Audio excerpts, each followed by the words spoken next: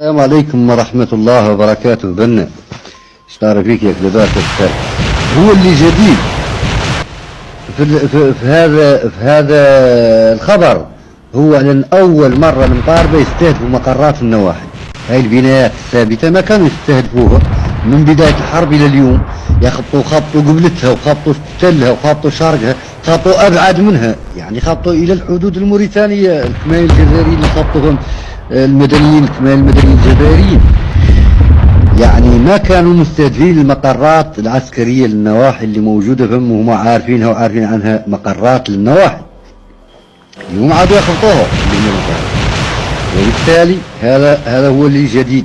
هذه نقطة.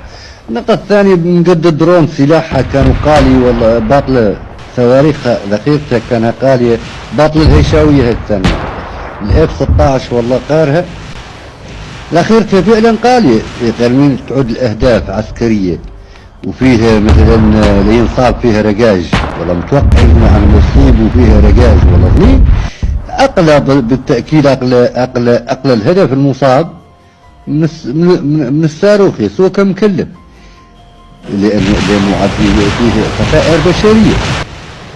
أما من يعود الدرون خبطوا هما منها صاروخ وقاس التراب ولا جاب شي، والله جلاف بناية، والله جلاف فوته، ربما يعود فعلا